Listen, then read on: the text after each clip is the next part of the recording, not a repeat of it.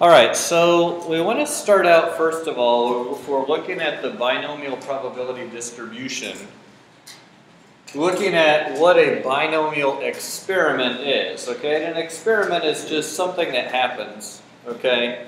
When we're talking about probability, it's, okay, some event is going to take place, so, you know, what is the probability of this happening? A binomial experiment has a couple of different elements to it, okay? First of all, there are only two possible results, hence it's called binomial probability. We're going to repeat this experiment in a number of independent trials, okay? Now, independent trials are trials where what is true? What does it mean that they're independent? They don't affect each other. Good, they don't affect each other. All right, so it doesn't matter what you get this time, next time, all the probabilities of things happening are staying the same. Okay? Now, a couple of things that we have to consider here is the two possibilities that we have to consider are what we call success and failure. Now, how you define success in each individual problem will vary, obviously. And really, you can define it however you want. Okay? If you're looking for, you know, if you have cars driving down the road and you're looking for a car, then seeing a car would be a success. All right? Seeing a truck or a motorcycle or a van or something else would be a failure in that binomial experiment, okay? Notice I put that into two different possibilities, car and not a car. But each one of those would be independent. And we refer to the probability of success as being P, and then we have the probability of failure being 1 minus P. And what do we call P and 1 minus P when we're talking about probabilities? P and P naught, yeah, we could call it that. We have two probabilities, they add up to 1. So we would call them what of each other? Complementary. There we go, they're complements of each other. There we go. Complements of each other. And then our random variable x is going to be the number of successes. All right, so we're trying to figure out a certain number of successes and a certain number of trials, okay? So I just want to kind of run through a couple of examples of binomial experiences. We have some real basic types, you know, flipping a coin or rolling a die. Those are kind of, you know, standard examples that we use. And by the way, part of the reason why we use simple examples like this over and over is because oftentimes real life is more complicated than what we're able to handle at this point. But we're learning the building blocks. But there are applications that we are able to use. Selecting things out of a group with replacement. Why is the with replacement part important? You have to subtract the and you take out. True. Why is that important in this case? The number changes without replacement, the probability changes once you have smaller sample. Okay, if we don't put it back, then when we draw the second one, our numbers have changed, which means our trials are not independent. All right, we want to make sure we have independent trials, so we put it back and all of the probabilities stay the same. Okay? And then another case, and this is the one where people will often not recognize their need to use the probability, the binomial probability, is a case where we're given a certain statistic about this large population. And the idea is this, that even though we may not be replacing, you know, I'm just picking out 10 random people, even though I'm not replacing, the population is so large that drawing one out of it is not going to change our statistics. For example, if we're given a statistic about the population of the United States, picking one person out of 300 some million is not going to change our statistic. Okay? I mean, it might by like, 1/10,000,000% or something like that, but it's not going to change it in a way that is in any way going to affect our results. So we can then look at that situation as independent. Okay? Now, the binomial probability distribution function is actually a discrete function where we have R successes, and that means that the complement of failures, so N is the number of trials, R is the number of successes, so we would subtract R from N to get the number of failures. And it's discrete because we're not going to have 1.5 successes or something like that. We're just dealing with whole numbers. Okay? Now, this ought to look at least relatively familiar. It's slightly different than some of the things we've dealt with. But this is taken, or adapted, I should say, from our binomial expansion. Okay? The binomial expansion, if we have a plus b to the n, each term is n choose r, a to the n minus r times b to the r. Okay? Well, here we've adapted that. Instead of a and b, we've got a p and a 1 minus p. Okay? But this is the same thing as n choose r. Remember, that's just different notation. Okay? And by the way, in your formula booklet for IB, this is a combination, but they actually have a formula for evaluating this, which you may need to use on the non-calculator portion. Okay? But it's not called the formula for a combination, it's the formula for the binomial coefficient. Alright? That's why it's important for you to know your formula booklet well. This is the binomial coefficient.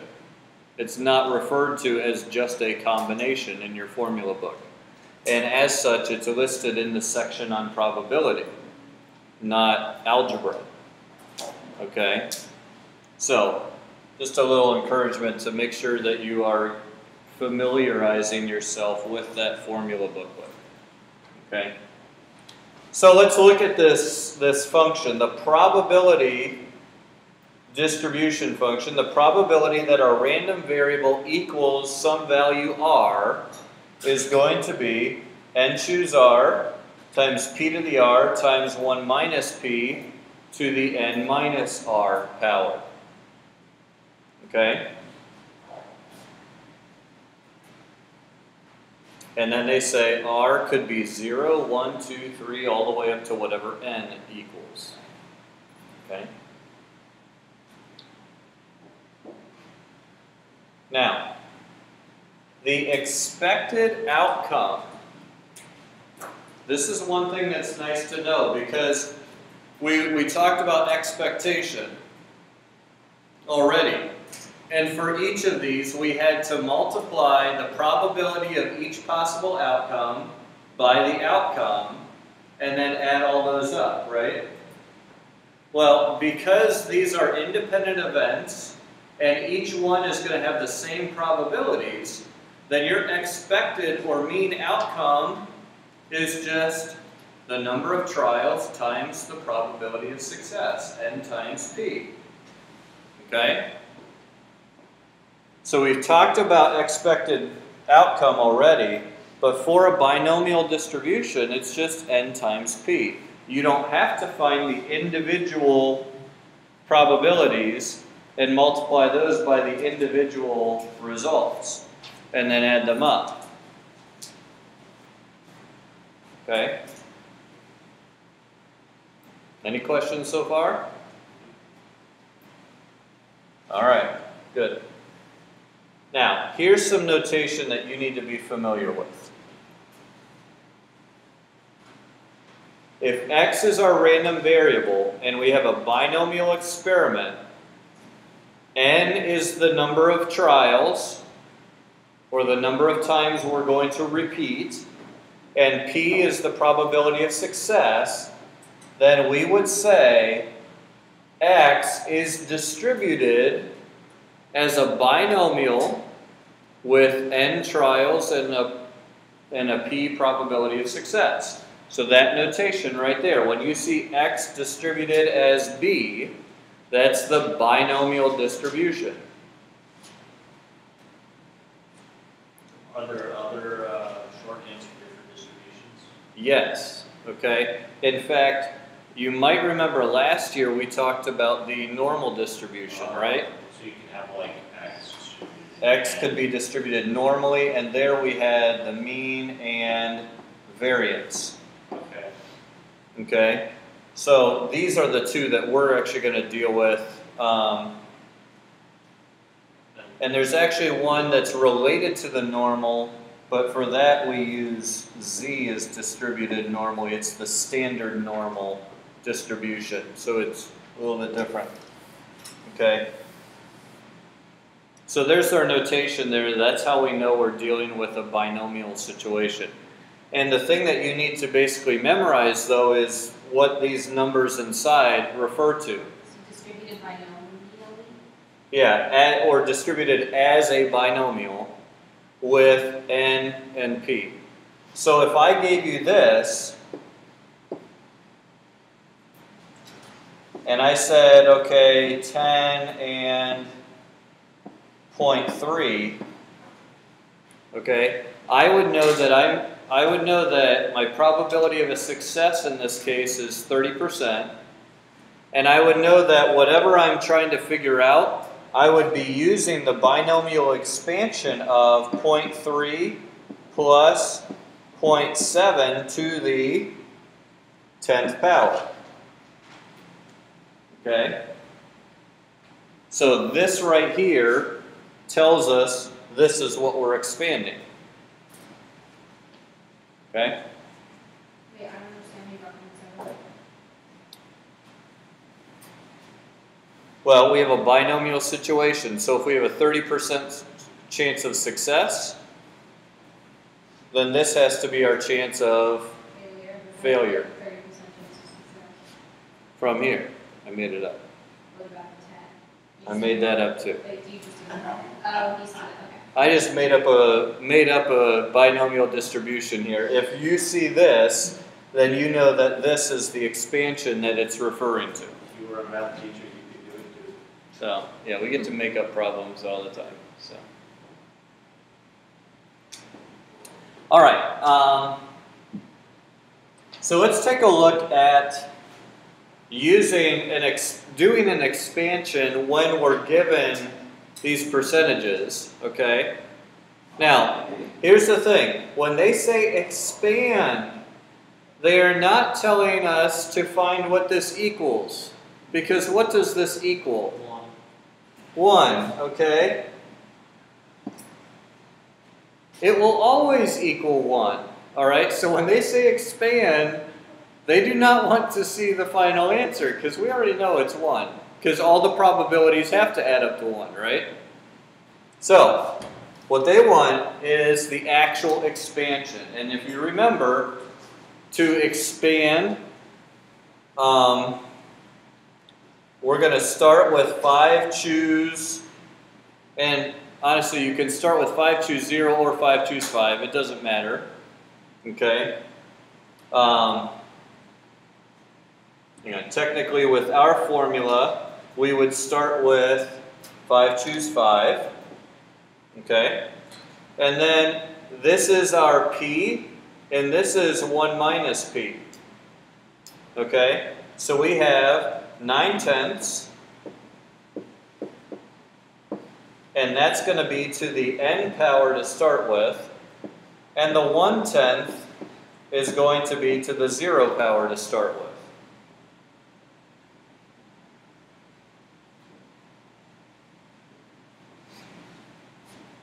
then you remember how this works? Yeah, plus 4. Okay, yeah, this is going to start counting down. 4, 3, 2, 1, 0. This is going to start counting up. 1, 2, 3, 4, 5.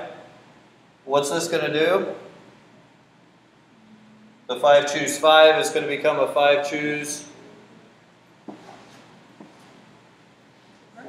4. Okay, so it's going to count down, and the 9/10 power is going to start counting down, and the 1/10 is going to start counting up. All right, so the expansion. Do you have to write the 5 choose 4 there?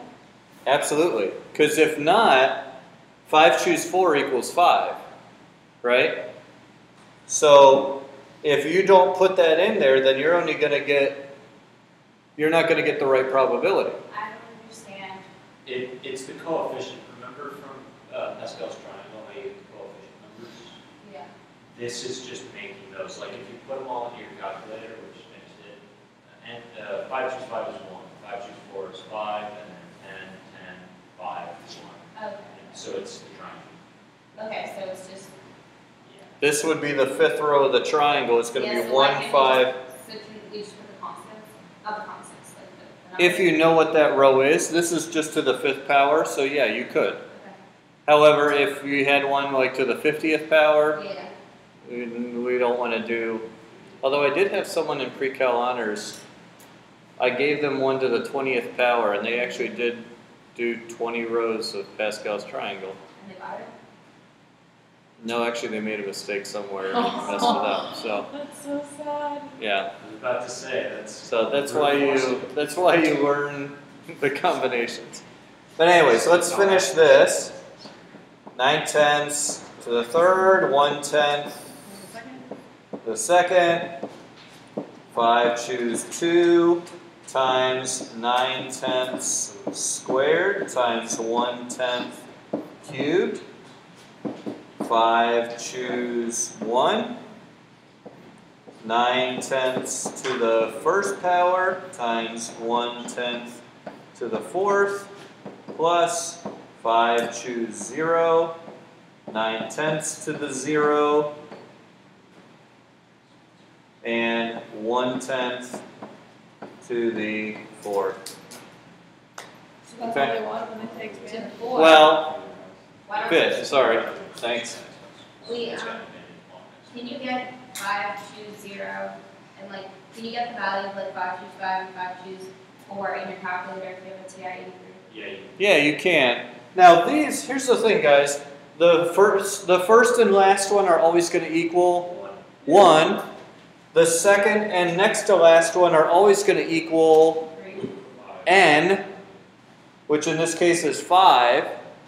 Because remember our Pascal's triangle, 1, 2, 1, 1, 3, 3, 1. This was the 2nd row, 3rd row, 1, 4. 4th row, 5th row, and then you had the symmetry, right? So really the only thing we should have to figure out is 5 choose 3 and 5 choose 2, and we know they're going to be the same because of symmetry. Okay? So think, you don't have to do all this stuff in your calculator. All right? So this right here, this equals 1, that equals 1. What's 9/10 to the 5th power? 9. Okay?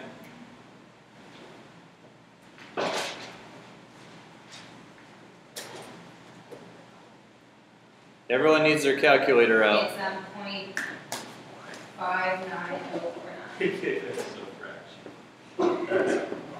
Okay? So you have that. Now here's the deal. If you're asked to expand, you need to give the actual values, okay? So let's give each one to 4 decimal places. So 0.5905. Don't you have to multiply it by 5 choose 5?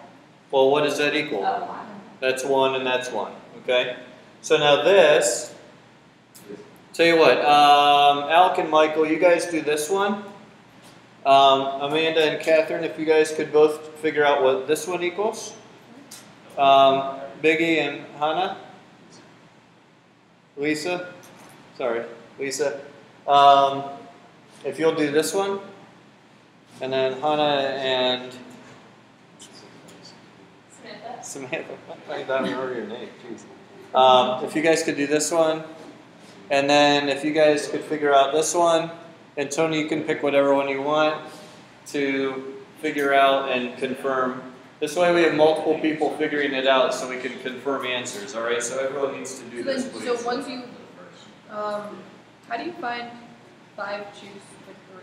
How would you find that? Remember your formula for n choose r? Oh, okay. N factorial over n minus r factorial, r factorial. Yeah. Or your calculator does do it, but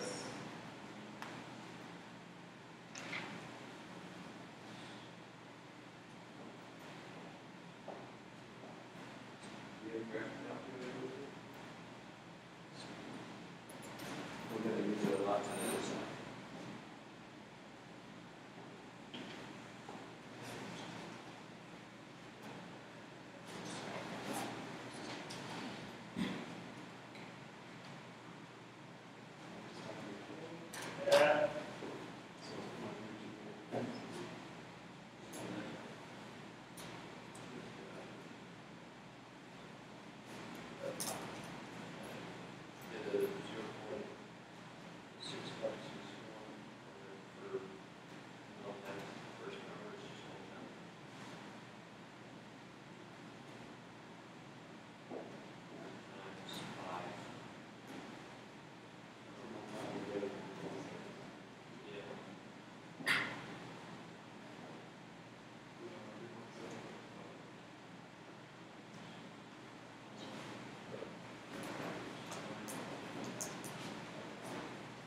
Okay, you guys have yours? Yeah.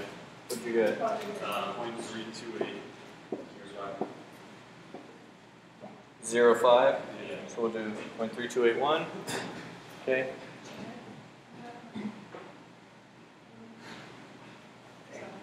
We got 0.0729. Okay. Let me move this like underneath the term it goes with.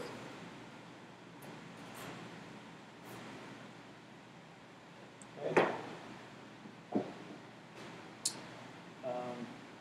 Have you guys gotten it? Have you guys gotten yours or the last one? What did you guys get? For the last one. 0, 0, 0, 0. Good, which makes sense. It's 1/10 to the 5th power. So 4 zeros and a 1. Okay.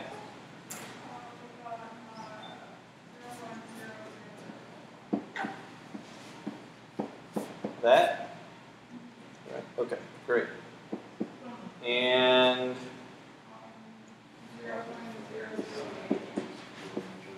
008?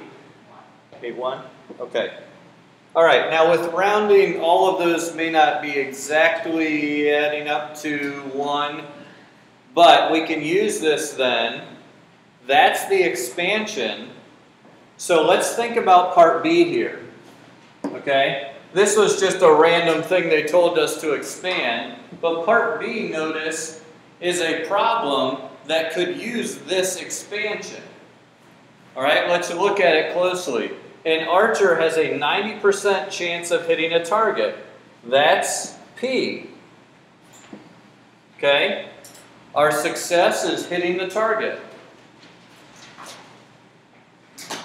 And obviously, if he has a 90% chance of hitting the target, he has a 10% chance of missing the target. Okay? If 5 arrows are fired, 5 arrows are fired, that's the repetition. Each time we fire an arrow, that's a binomial situation. We either hit the target or we don't. And each one is independent of the others. Okay? It doesn't matter where you hit the target on the previous one or if you did hit the target on the previous one. Every shot's a new shot. Okay? So that's why this is to the 5th power. Okay?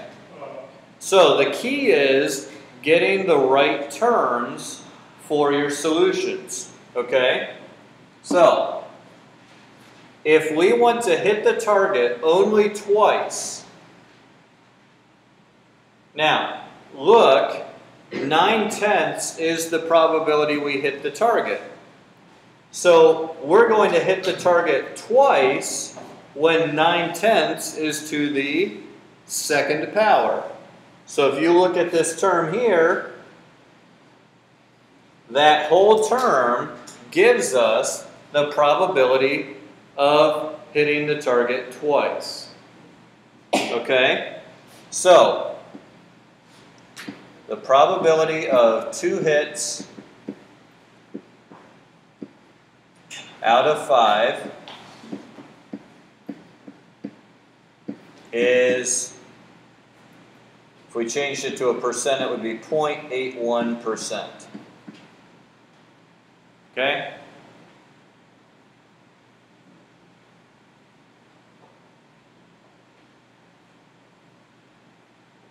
Does everyone understand where I got that? How I chose this specific term? Okay. We want 2 hits, so you look for where the probability of getting a hit is to the 2nd power. Now, at most 3 times. Here you have to consider what, if I have a range here, what does that include?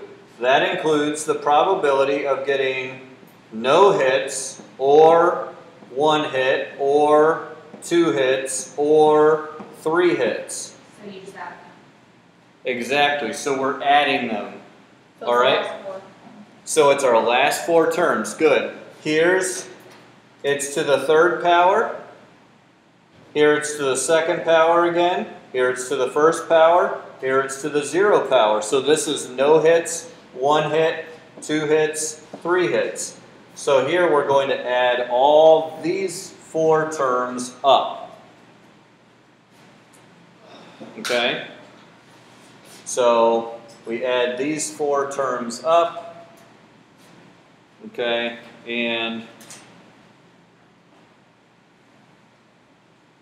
we get 0.07, hang on, 7, 0.8, Yeah. 0.8, 1, 1, yeah, 1, 4, 5, 4, 6. Yes. Okay. There we go. 0.08146. I got 0.08155. Yeah. I got what you got. 0.0846. Yeah, If you're using our rounded numbers here, that's what I was using. 0.0729 plus 0.0081 plus 0.00045 plus 0.0000. Oh yeah. Oh, I don't know. okay, that's okay. So then So- the percent is 8.146. Yes, 8.146 hits, or percent. Or it'd be 8.15. Yeah, now for IB wants us to do 2 decimal points. So when you give your final answers, always round to 2 decimals. Do not put 8.14%. Okay, don't just chop it off at 2 decimals, actually round to 2 decimals, okay? So, all right. Any questions about that so far? Do they deduct points if you don't round and just give the full number? I don't believe so. Just trying to keep all the rounding rules straight, like calc is. AP is 3, Yeah, this is 2. Well, they say truncate, so it's really. They say truncated at 3? Yeah. Oh, You just truncate means just chop it off, don't round. Just if it's, you know, 0.119, you just chop off the 9 and leave it 1,1. That's truncating, as opposed to, we want to actually round. So they also don't penalize if you don't penalize. yeah, yeah. I don't believe they ever penalize you for not rounding. So what? So then why should we round? Those are the preferred answers, and especially as you go on to later parts in a problem or something. You're gonna need round. Yeah, you'll want to round it. Okay. Now, what we just did, finding the probability of a specific value, and then finding the probability of a range of values. As you can see, yeah, the specific value isn't terrible, but the range of values could get really tedious, especially, let's say he shoots 50 arrows, and we want the probability of him hitting at least 25 of them. Okay? We would have to figure out the probability of 25, 26, 27, 28, 29, all the way up to 50. And then add up all 26 of those possibilities. Okay? If he was shooting 50 times and we wanted the probability of getting at least 25, you'd have 25, 26, all those different possibilities we'd have to add up. So this is where technology can help us with this tedious kind of a process. You really do need to know how to find this expansion by hand and how to find specific terms by hand. And as we saw in our review, that applies not just to probabilities, but also algebra expansions. But let's take a look at the technology, okay? There are two functions that your calculator has, okay? And if you don't have your graphing calculator out, you need to get it. And if you don't have one, you need to get near somebody who does, okay? You know what, I just happen to have an 84 with me, and I've got an Inspire. Is there someone missing? What do you normally use? 84. Okay. All right. So, here's the deal. When we want to find the probability of a specific number of occurrences, okay? And maybe instead of the word trials even, because as you'll see that actually gets confusing, of X successes occurring, or just X successes, I think that's sufficient. There is a function in your calculator called the binomial PDF.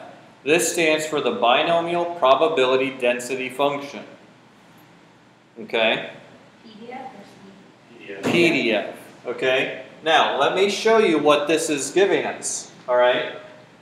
If we were to graph this probability density function, okay, where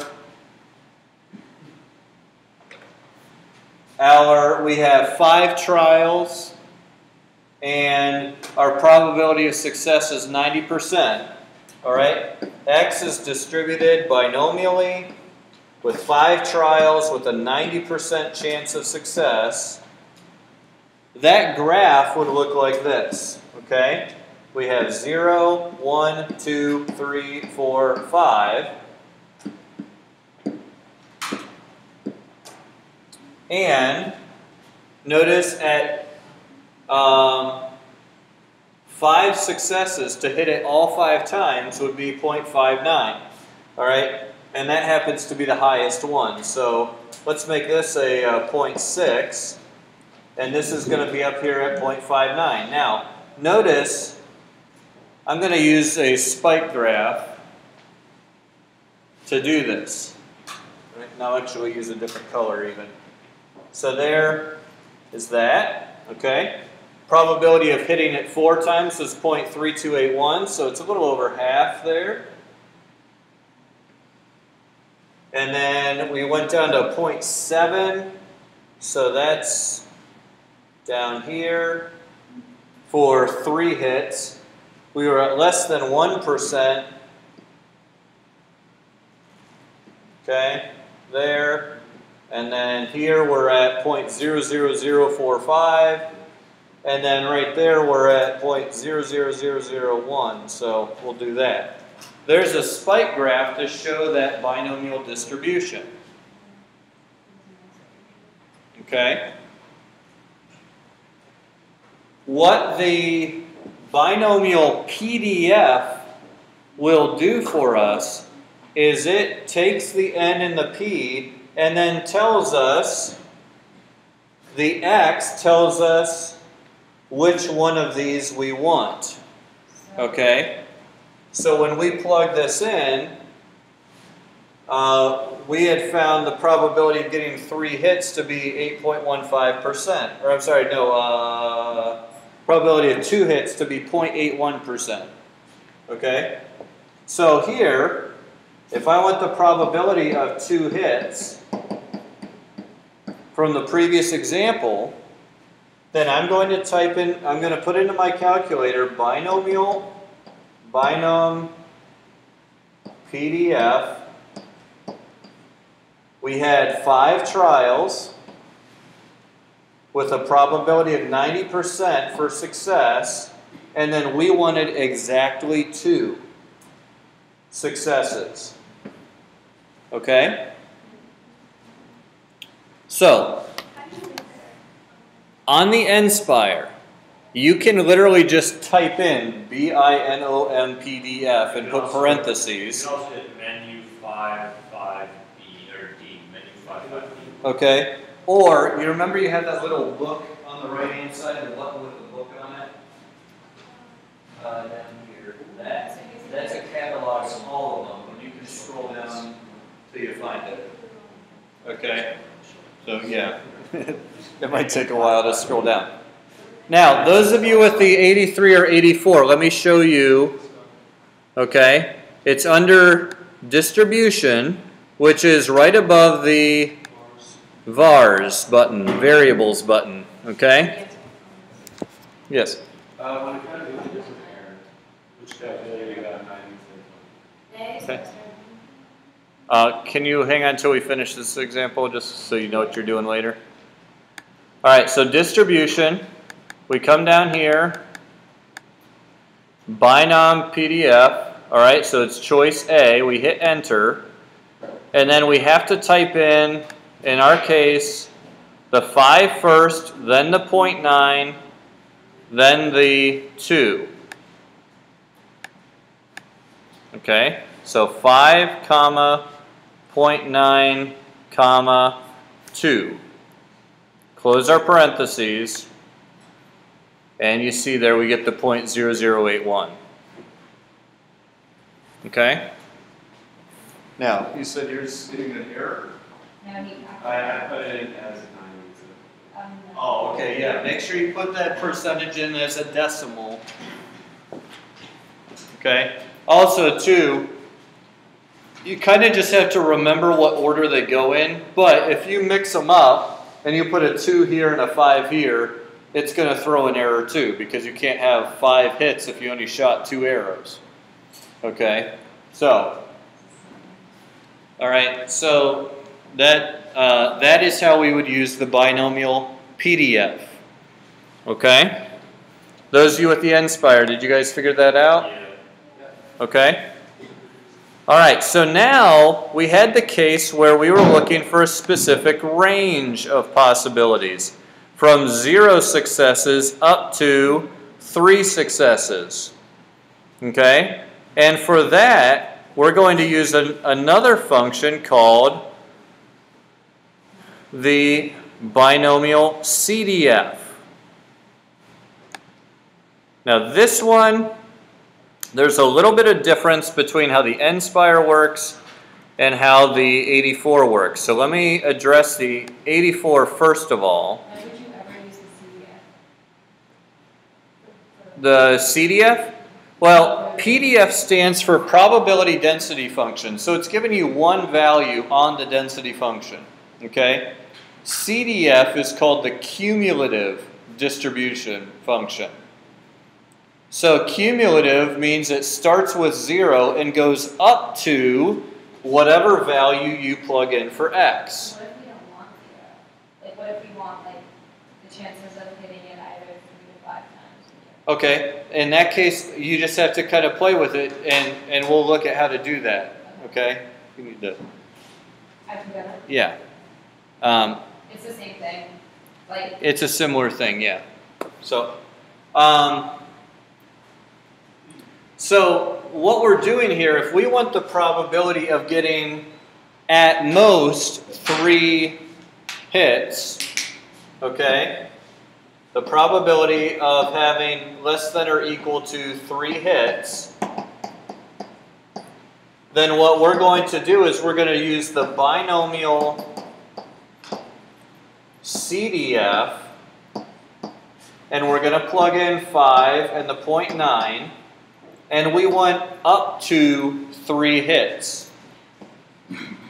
Okay? Now what this is going to give us is the probability of 0 hits plus the probability of 1 hit plus the probability of 2 hits plus the probability of 3 hits. And you can see here, even with your calculator, if you had to do this and we didn't have the cumulative one, we would have to use that calculator, the binomial PDF, 4 times and then add all those together. Okay? So what this function does is it does that for you.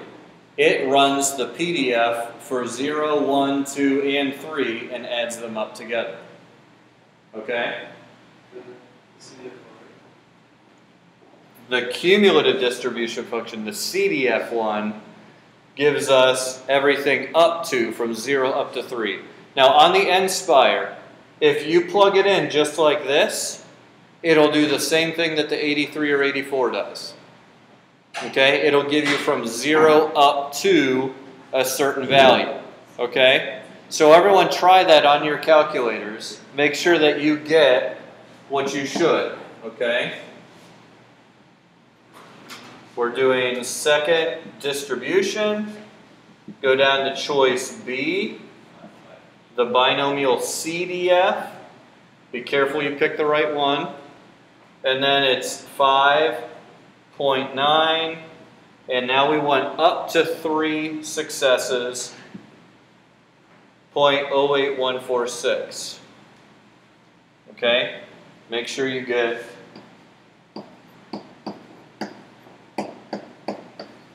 0.08146 or 8.15%. All right, is anyone not getting that for some reason?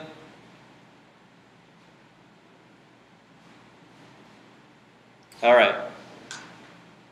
Now, where the nSpire is helpful, but you're still able to do it with the 83, is let's say that we wanted a different probability. Let's say we wanted the probability that we had anywhere from 2 to 4 hits. So 2, 3, or 4 hits. Now, we could use the PDF function with 2, with 3, and with 4 and add those up. That would work. Okay? With the nSpire will actually take 4 arguments in this function. Okay? It'll allow you to input a lower bound and an upper bound. Okay? So if you're using the nSpire and you want 2, 3, or 4 hits, okay? If you want 2, 3, or 4 hits, you can just put in binomial CDF 5.9 and then 2, 3, or 4. So the lower bound would be 2 and the upper bound would be 4. And it'll give that to you. Okay? You can't just put another comma in the 84. No, you can't with the 83 or 84. So you got to think a little bit for this. All right? On the TI 83 or 84, how could we get only the ones from 2 to 4? You could do the whole thing and then subtract 0 and 1. Okay? If we did the whole thing all the way up to 4, okay, so we did this.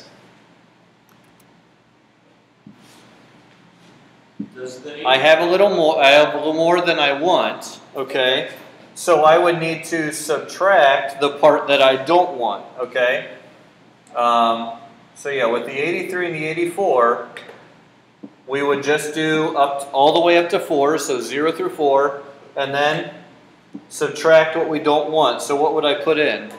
1, 0.1. The 1. Yeah, I would do this, and then instead of the 4, I would have the 1. So that would have, yeah. You could do it one of two ways. The longer way would be to do the PDF with 0 and the PDF with 1 and subtract both of them. Or just use the CDF function. Okay, so 5, 0.9, and 1. Okay? And basically what we're doing here is this. If I look at my graph that I had, then, you know, I'm actually going to, let me do this.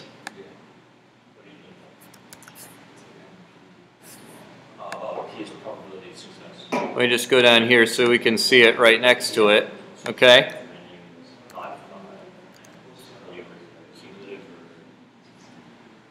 Now look at this. Doing this right here, up binomial CDF up to 4, guys, will give me all of this. All of those probabilities and add them up. What this does is give me these. Okay, so if I subtract those, then what's left? The part that I want. I want from 2 up to 4.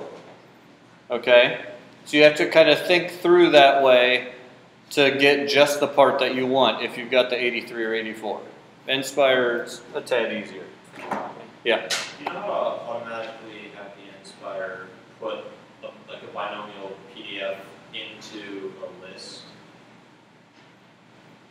You'd probably use a table. Okay. You could probably use a table. Actually, what you could do, if you go into the spreadsheet, put like 1, 2, 3, 4, 5, 0, 1, 2, 3, 4, 5 in the first column, and then the second one up in that equals box. Oh, yeah, equals. And just put A for column A in instead of the X. Okay, yeah, that'll work. And then it'll plug in each individual value. So. And does the TI 384 have a define function like the Nspire does? A define function? Yeah, like create your own function. Because you could just add the same like CDF with the extra argument to it. Oh, well, yeah, you can create your own programs, but you won't be able to use them on the exam. So, yeah, you can write. And in fact, my old pre-calc class, we used to program the law of sines, the law of cosines, the area formulas. I would teach them how to program on the 83 and 84, and it actually wasn't too hard. When you guys get to college, if you can program things, if you're allowed to program, you know, talk to your professor. But like those tedious things that take a long time, you know, we would get to the point where doing the law of sines was a piece of cake for them, so we just programmed it so we could get onto all the applications. But all right, so let's work through an example here, okay? I'm going to have you guys work through these 3 parts, the same problem. 72% of union members are in favor of a certain change to their conditions of employment. a random sample of 5 members is taken. So find those 3 different possibilities. Okay? Take a couple minutes, feel free to talk with someone and work it out with them.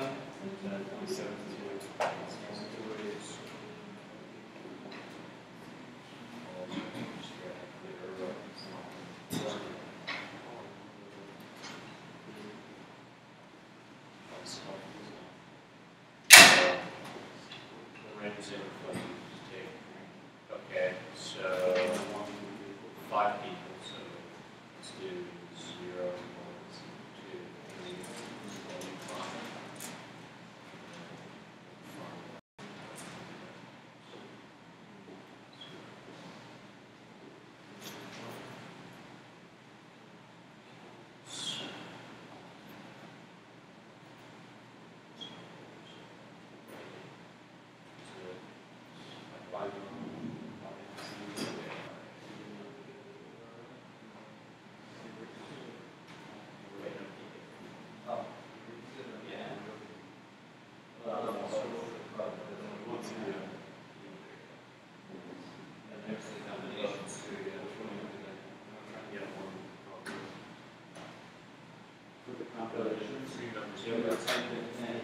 Then you'll put combination, and then if I put R,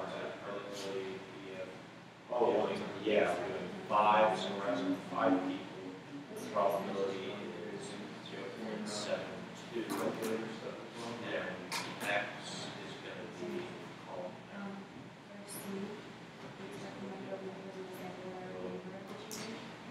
I would just do binomial PDF to do 5 samples. check this out. Check just to be sure. They like it, and then you choose 5 of All it. this. Well, that, what you just found is the probability that all 5 of them will be in favor.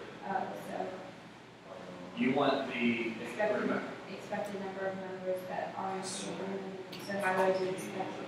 that was a formula. Remember we looked at that, like right near the beginning? Expected value.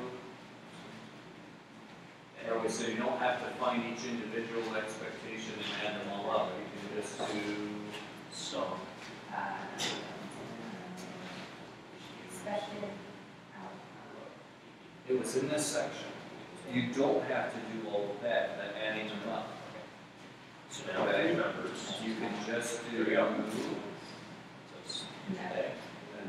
Probably at least 3 members. Now we'll do it as a CDF. Oh, it's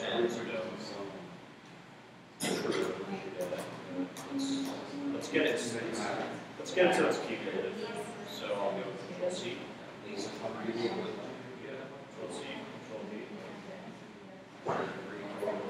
Yeah, that. Okay. 5. 5. And all we have to do is change it to A. And then we go here and change to P and C. So you do P for X3. And done. No, X would be. So yeah, this is the value for these 3. So now, probability, expected number of members in the sample that are in favor of change. So find the expected, you multiply that. Because it's just adding. So this one is that, this one is this one, this is this is this. So it's a C. So now, in order to get the last question, check this out. This is the one. So we have to say is Well, A times B. And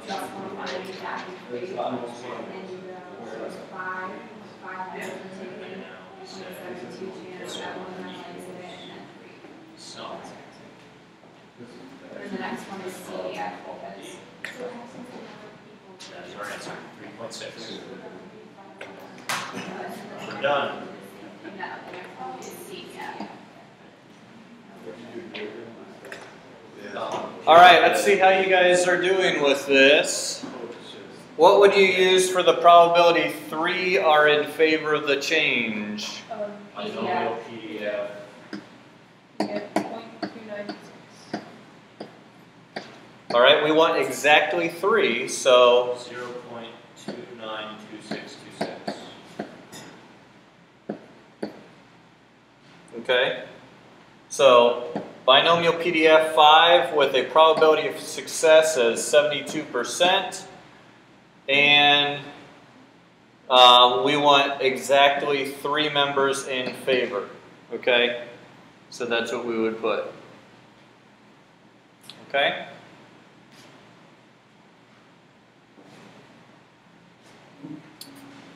Now, if you had an N spire, B was easy. Okay? If you had an 83 or 84, it wasn't terrible, but it was okay. Why would you just do binomial CDF and then do the same thing? All right, binomial CDF. You want So it to 5. be 3. We want it to be at least 3. So what would we do here? Oh, so it's 5, and then minus binomial CDF of 3. 2. Yes, there we go. 2. Because why is it 2 and not 3? You want at least 3, so 3, 4, or 5 people. So then you subtract the CDF of 2, because that would take out the 2 and the 1 that the CDF gives you. Yeah, think about what these include. This is the probability of 0, 1, 2, 3, 4, or 5. Right? We only want 3 or more, so we don't want those. So we need to subtract the probability of 0, 1, or 2. Okay? And I know this isn't technical notation right down here, but that helps you visualize. Okay? So this will cancel out the part of this that we don't want. All right? And what do you get then? I did not do that. 0.62352.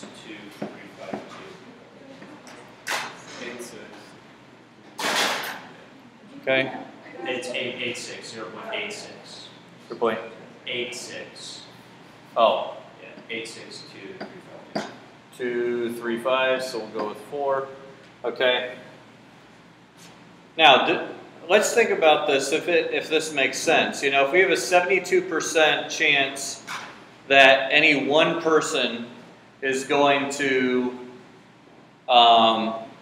be in favor of this, then, you know, 3 out of 5, 4 out of 5, or 5 out of 5, you know, the fact that this is a high percentage makes sense, okay, because the original percentage was pretty high to begin with, and we're in agreement with that 0.72, all right? So do take a look and make sure your answers make sense. Finally, the expected number of members in a sample that are in favor of the change. How did we figure this out? I don't. We had You have to do n times p. Yeah, this is mu, the mean expected amount is n times p. Remember we saw that right near the beginning of class? Like, your n is the number of people, number of trials, Uh-huh. and then your p is. The probability for that number of trials. So You don't do anything with 28%. Not in this case, no. Your calculator's doing stuff with the 28%, but you don't have to. if you have an N square, we just did the column for number of people, and then the binomial PDF in the other, multiply the columns, take the sum. Yeah, well, and you used the old formula. The expected value is the probability of each outcome times the outcome, and then you have to add them all up. You would get 3.8 or 3.6? It is 3.6. 3.6, okay. Now, one thing I'll mention with this one, we're talking about people, right? So, You can't have. yeah, we can't have a 6/10 of a person. So, what I would recommend doing is show this answer. If I was doing this problem on the exam, I would show this answer, and then I would say, out of 5 people, you would get 3 or 4 in favor Okay? With 4 being slightly more likely. Why is it slightly more likely you'd get 4? It's closer to 4 than it is to 3, right? So my expectation is to get 3 or 4 people who are in favor out of the 5. And I'm probably going to get 4 out of 5 more often than I'll get 3 out of 5. Okay? If I were to keep picking random samples of 5. The reason why I say this is because when you're taking your exam, you know, how do you interpret this? So I'm not sure exactly how we should interpret 3.6 people. Should I just round it up to 4? We don't know. Well, this is you communicating to the grader that you understand what's going on. Okay? The more you do that, you know, the more likely you are to get those little extra points, not extra points, but not lose points for not interpreting things. Okay? Like if you just left it at 3.6, I've seen problems where it's a real situation, and in the notes to the person marking, they'll put on here, you know, answer should be, you know, in the mark scheme, the answer should be 4 because you can't have part of a person, you know, or something like that. So making a comment like this kind of covers all your bases. You know, make sure you're safe. Aaron White, please go to the middle school office at this time. Aaron White. All right, any final questions? Okay, this last part I want to look at really, really fast is a part that if you had never seen it before, but you knew your formula booklet decently well, it probably wouldn't throw you, but I still want to just give you one example to look at. There are some formulas in your booklet for mean, which we already looked at, but also the standard deviation and variance in a binomial distribution. Okay? We already used this, but to find a standard deviation of a binomial distribution, we're going to take n times p times the complement of p, and then square root it. And of course, the variance is just that, not square rooted. Okay? So in the example that we have here, we see that 5% of a batch of batteries are defective. A random sample of 80 batteries is taken with replacement. They say with replacement because it makes it independent. All right? Find the mean and standard deviation of the number of defective batteries in the sample. Okay? So here, n would equal 80. We have 80 batteries. So every time we take a battery, that's a trial of our experiment. And then P would be 0.05. So our mean would just be NP. 80 times 0.05. So we could expect how many defective batteries? 4. On average, if we took a sample of 80, we would get 4 defective batteries every time. Okay.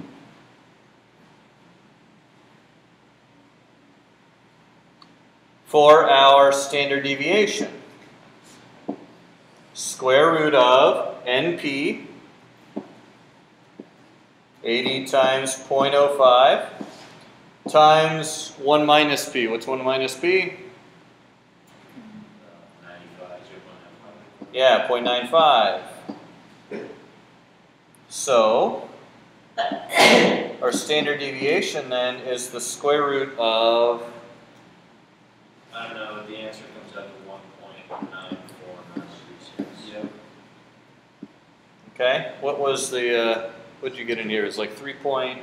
Square it. 3.8. Okay, 3.8 something. Just 3.8. Oh, just 3.8 exactly. Okay. Oh yeah, those are nice round numbers. So we get 1.95 for our standard deviation.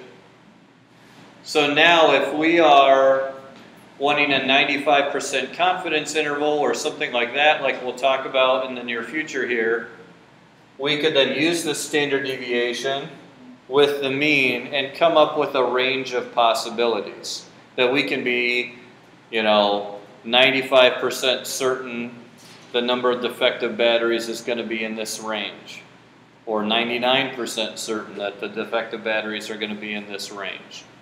Okay? So, again, not a difficult problem, but this is the kind of thing that if you saw it on a test and you had never used the formula and hadn't gone through your formula booklet to realize that that was even there, you could stare at that problem and think, how in the world am I supposed to figure this out?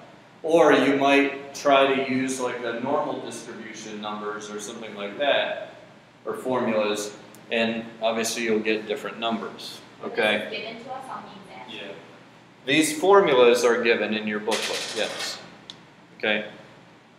Not gonna lie, I probably would have just brute forced that problem and tried to generate the data. Maybe, if you could. It would have taken 4 Okay. times as long. Here's the thing. If you have not already, you need to download this formula booklet. Make sure that you're familiar with it, okay? Because a lot of times you might be doing a problem and trying to remember something. Even these prior learning formulas. They have the area of a trapezium, which is, No idea what that is. what is a trapezium? Look at the formula. What's that the formula for the area of? What shape does trapezium?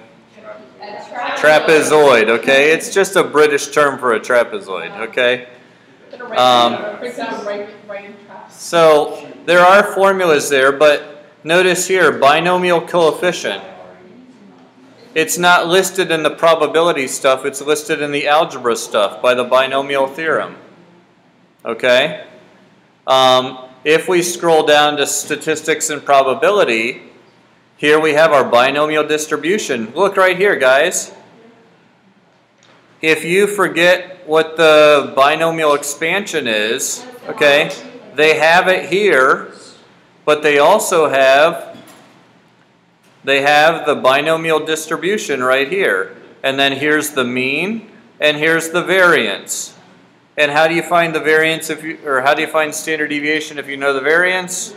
Square root it, okay? So the formulas are right here. Yes? Is this the exact formula sheet? Yes. So it splits it out like 5.8, 5.9? These are, this does not correspond to like chapter sections in your book. These are actually topics within the syllabus. But it does split it up.